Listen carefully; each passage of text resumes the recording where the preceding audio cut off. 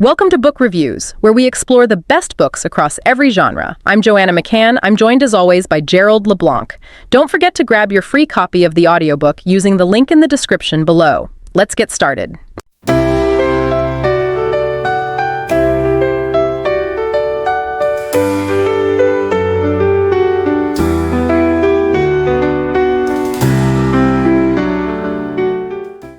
Welcome back to the deep dive. Today we're diving into a world of dragons, rebellion, and some really dangerous secrets.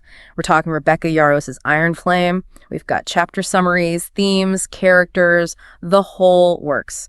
So are you ready to explore this world? Absolutely. This book, let me tell you, it grabbed me from the very first page. We're dropped right into this world, and it's teetering on the brink of collapse in the characters. Yarros does not make it easy for them. They've got some really tough choices to make. Right from the start, this is a sequel, right? So for those tuning in, maybe for the first time, can you give us like a quick recap, set the stage before Iron Flame takes off? Yeah, you got it. So Iron Flame is the sequel to Yarros' Fourth Wing, which I'm assuming if you're here, you've already been pulled into that world and it was a wild ride. But picking up with Iron Flame, we're rejoining our main character, Violet Sorrengail. About a year later, she's really proven herself as this incredible dragon rider at Bosgath War College.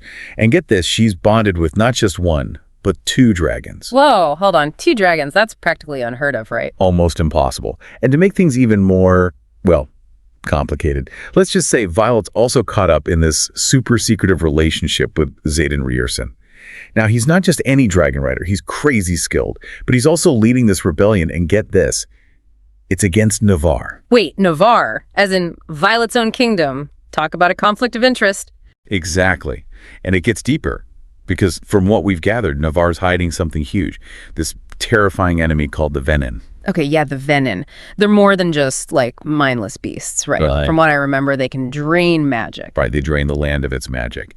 But it goes beyond that. Some sources even suggest they might be intelligent, which makes them, a threat to everyone, not just Navarre. Oh, wow. So it's like this ticking time bomb that Navarre's desperately trying to keep a lid on. No wonder there's a rebellion. That puts Violet in a really tight spot. Oh, absolutely.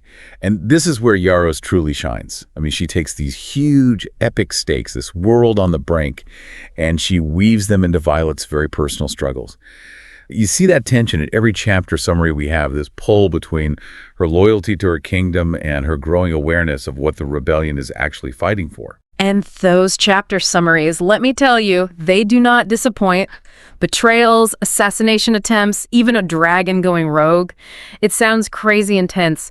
What was one thing that really stood out to you from these early chapters? One of the most powerful moments, at least for me, was in the very first chapter. Violet sees her brother, Brennan, again. Wait, Brennan? I thought he was gone. Everyone thought he was dead. Oh, wow. That's right. I completely forgot about that. Talk about a way to kick off a story. Right. And it's not just a, hey, I'm back kind of thing. Yeah. It's loaded with all this emotional baggage. Violet's dealing with, her brother returning from the dead, but then he drops this bombshell. He's part of the rebellion. He tells her everything. The Venin, this other creature called a wyvern, it's a lot. Whoa, family drama on a whole other level. It's fascinating, though, how that reunion really sets the scene for Violet's internal struggle. She's got this loyalty to her blood, but then there's her kingdom, especially with her mother being the commanding general. Exactly. And if that wasn't enough, this is where we really start to see how secretive and manipulative Xaden can be. He's making decisions for Violet, claiming it's to keep her safe, but it creates this underlying tension between them. Which, let's be honest, makes total sense, especially knowing Violet's character. She's not one to just sit back and follow blindly. I mean, the sources talk about her incredible power with her lightning signet, but they also emphasize this need she has to understand the why behind everything. It's like she's constantly questioning, pushing back against authority, trying to forge her own path. And speaking of pushing back, the dragons themselves, they almost mirror that rebellious spirit. There's that scene where Andarna, Violet's second dragon, basically sets the whole training ground on fire to defy this cruel instructor. Oh, that scene. It's such a powerful example of how fiercely loyal and protective dragons are towards their riders. It's not just blind obedience. They have their own sense of justice, their own agency. And Darna's defiance, it makes you question the whole power structure at Bosgath War College.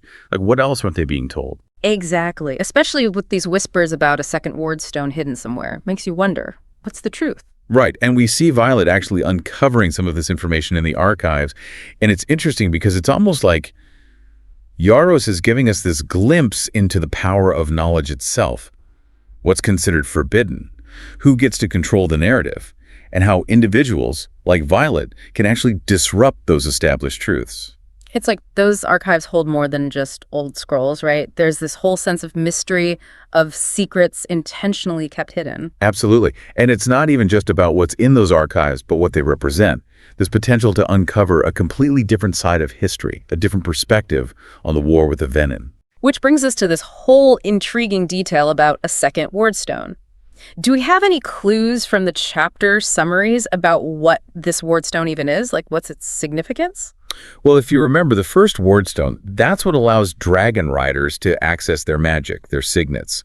So the fact that there's a second one out there, it hints at a whole other level of power, something that could totally change the game in the war against the Venin. Okay, yeah, no, that's what I call a game changer. It makes you think, what if this second wardstone, what if it's the key to defeating the Venin once and for all? Or could it be even more dangerous than anyone realizes? And that's the question, right? Yaros leaves us with that. And it really speaks to these larger themes of trust and betrayal. Who can Violet trust with this knowledge? Can she even trust Aiden? He seems so determined to keep her in the dark. Especially with his whole deal with the rebellion. He's walking this tightrope, trying to, I guess, protect Violet while fighting for a cause that could cost her everything. And that conflict comes to a head in a big way later on. There's this scene where Violet is forced to lie to her own mother, the commanding general, to protect the rebellion. Oh man, that scene, talk about heartbreaking. It really highlights those impossible choices Violet's dealing with. Her duty to her kingdom, her family, but also this awareness of the truth, the injustice of it all. It's like the whole concept of duty is being challenged. Is it about blind loyalty? Or is it about fighting for what you believe is right, even if it means going against everything you've ever known? Those are some heavy questions, and ones that I'm sure resonate with you, the listener, too. Have you ever been in a situation where you had to question your own sense of duty, where your loyalties were tested? It's something Yaros explores so well in Iron Flame. It really makes you think, right, about those moments in your own life where you've had to make those tough calls. I mean, maybe not dragon-level stakes, but still. Yaros has this way of taking these fantastical elements, making them feel so grounded, so relatable. Exactly. It all comes down to finding your strength, right? Yeah. Facing impossible odds, fighting for what you believe in, even if it means turning your whole world upside down. And it's not just Violet going through it either. I mean, Xaden, for all his secrets and manipulation, he's clearly driven by something, by this belief that he's protecting Violet, even if she doesn't always see it that way. It's true. And it makes you think, right, about those tough choices. It's like this idea that the ends justify the means. He's willing to do what needs to be done, even if it's morally complicated, because he truly believes it's for the greater good. It's that question, isn't it? If you were in his shoes, faced with those same impossible decisions, what would you do? Would you be willing to sacrifice, to carry those secrets for something you believed in so deeply? It's something to think about. It's what makes Iron Flame so gripping. Absolutely. And it's not just the choices themselves, it's those ripple effects, the consequences. Like that scene towards the end where Andarna, she just lets loose on the training grounds. Oh man, don't even get me started on that scene. The way Yaros describes it, the heat, the sheer fury. Right. But she doesn't shy away from showing the aftermath either. Rebellion, it comes at a price. Violet, everyone around her, they all have to face those consequences. It really makes you think about power, doesn't it? Who has it? Who benefits? And who gets hurt the most when it's challenged? Big questions, and definitely ones that resonate outside the pages of Iron Flame, wouldn't you say? Sure. It's like we see those same power dynamics playing out in the real world all the time. Which brings us back to that mystery, that lingering question about the second wardstone. We've talked about its potential, the possibilities, but connecting it to this idea of power, what do you think it represents? Well, on one hand, it's this beacon of hope, right? A potential weapon against the Vinian, a chance to turn the tide for the rebellion. But it also represents a huge shift in power. Whoever controls it could reshape everything. Talk about a lot of pressure. Knowing Violet, knowing her sense of justice, I can't wait to see how she handles that weight on her shoulders. That's the beauty of Yaro's writing.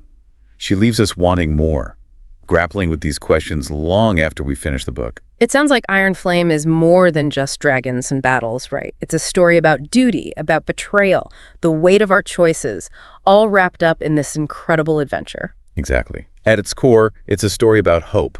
Hope that even in a world that feels like it's crumbling, there's still a chance to fight for something better. Such a powerful message. So for those listening, if someone asked you about Iron Flame, why it matters, what would you tell them? What stuck with you? For me, it's how Yaros balances these huge epic events with these really personal journeys. It's about finding your voice, your own strength, even when the world's telling you to be quiet. Love that. And on that note, we'll leave you with this. We've talked about the second ward stone as a weapon, as this symbol of hope. But what if it's something completely different?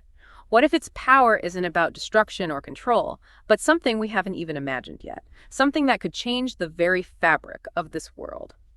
That's all the time we have for today's deep dive. We hope you enjoyed this fiery journey into the world of Iron Flame. Join us next time as we keep exploring the power of stories and the questions they spark within us. And that's our summary for today. We hope you enjoyed it. Don't forget to grab your free copy of the audiobook using the link in the description below. See you next time.